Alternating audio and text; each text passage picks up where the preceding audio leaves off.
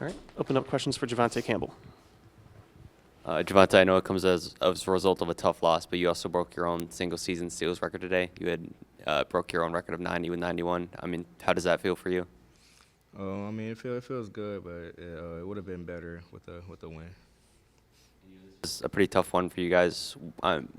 It felt like you guys kind of like went down, and then you kind of battled your way back up again, and then they went in their own run of your own. What did you think of those moments where they just kind of got their momentum back? Back up. I feel like we be on roller coasters during the game. We just have to stay at a high level, hold 40 minutes, and I think we'll be good. Yeah, you kind of talked about being on a roller coaster. First half came out very good offensively, 40s all across the boards. Second half dips under 38, even 25% from three. How do you kind of take that momentum in the first half into the second half of play? I think that's all about focus. After halftime, just coming out, getting more shots up, and just staying focused. And there's a lot of mid-range shots taken by Western Michigan. Is that kind of what the defense was going to let them take, just the mid-range shots today, or is that kind of just how they? If a team wants to shoot 20 mid ranges, we rather them do that than get wide open threes or tough layups. Javontae, just both teams going to the free throw line a lot today. You guys struggled a bit from the free throw line. Just what kind of went into that, and what do you guys want to work on with that going forward? We always work on free throws. We just have to come. It has to lead over to the game. We have to stay focused during the game and step up and knock those down. And they obviously knocked theirs down, so that was the difference between that. And they had two guys with 17 points, Justice Williams and Carson Viz, number 7. What made them so hard to stop during the game? I feel like it was a mentality thing. We just have to step up, guard one-on-one, and just stop those guys.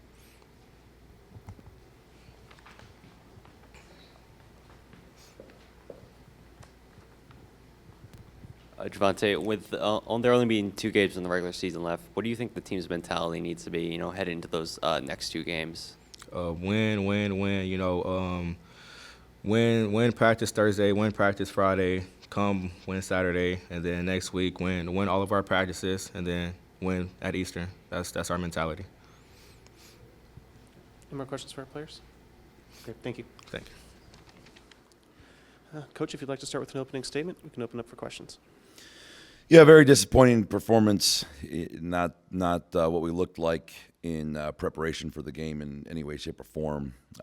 We've been hanging our hat as one of the best defensive teams in the league, and tonight that was definitely not on display.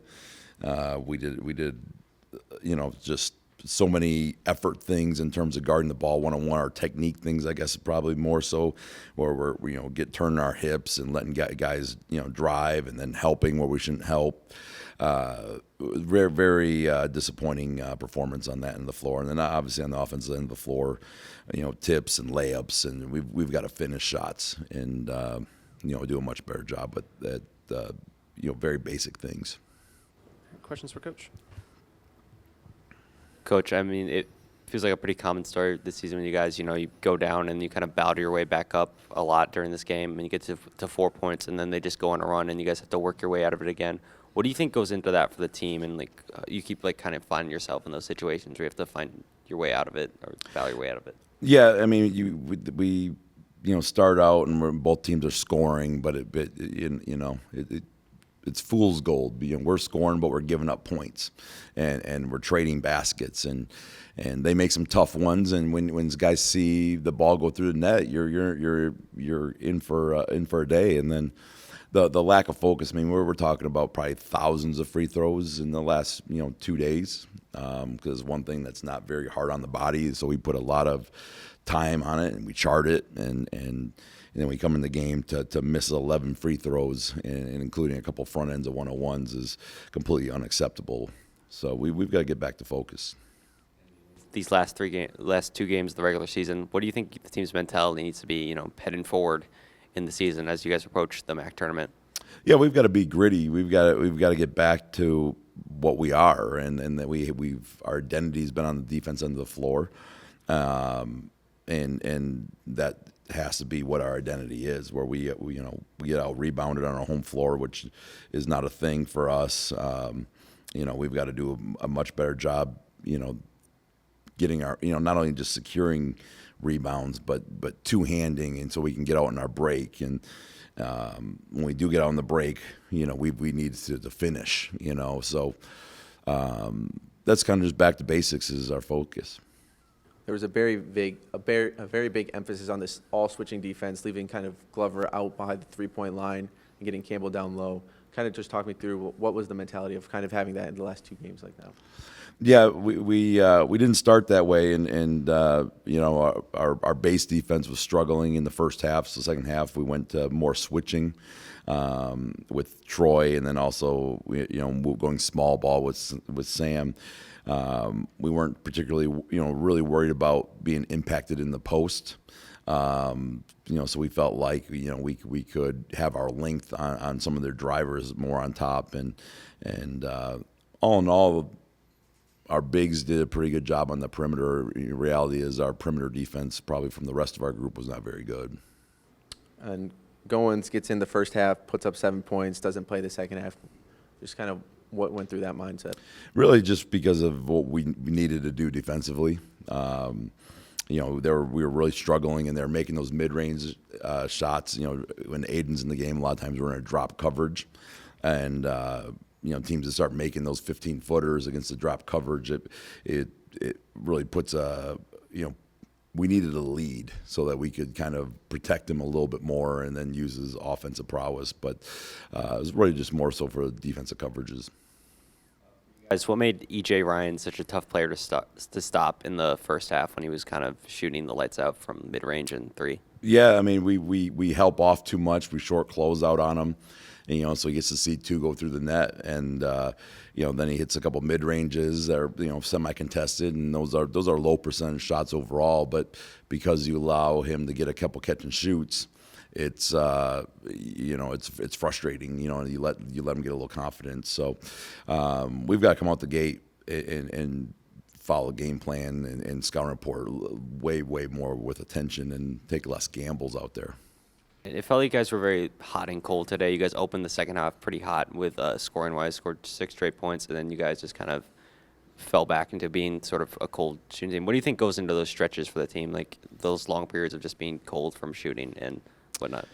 Yeah, I mean, we've also got to look at some personnel. I mean, I think kind of we run hot and cold, and I think it's somewhat of guys that we're depending on, don't always make shots at consistent rate. We'll be 5 for 6 and then 1 for 6 or whatever may be the case. So we've got to find a little more reliability and consistency. So because when those stretches go, there was a 9-1 stretch for them, that was the difference in the game in the middle of that second half between medias, and we're just missing open shots. And that's really what goes into it. And so we don't have that consistency, and we really haven't had it all year. Coach, obviously you mentioned in your opening statement big struggles from the free throw line tonight. Just what do you think went into that? Was it a mental thing, physical thing, and what's the plan to work on that going forward? I mean, it's completely with our lack of focus. I mean, yesterday we have guys shooting 300 in a day because we report it in our group text. Coaches work, get on the floor, and they, guys are required to shoot 100 a day. Statted, and for everyone you miss is another 100 in a game. And some guys are shooting 300, 600 over the last 2 days, and you see the percentages, and you're like, okay, that's we're making them. And it's for whatever reason, when the lights come on, we get streaky in that area. You can't shoot 66 in college basketball games from the free throw line. We're too talented for that. And Sam Towns had a big night, 22 points, a lot of rebounds for him. Just what do you think helped him have a good performance, and what's going to be the key sort of getting those big performances from the rest of the group?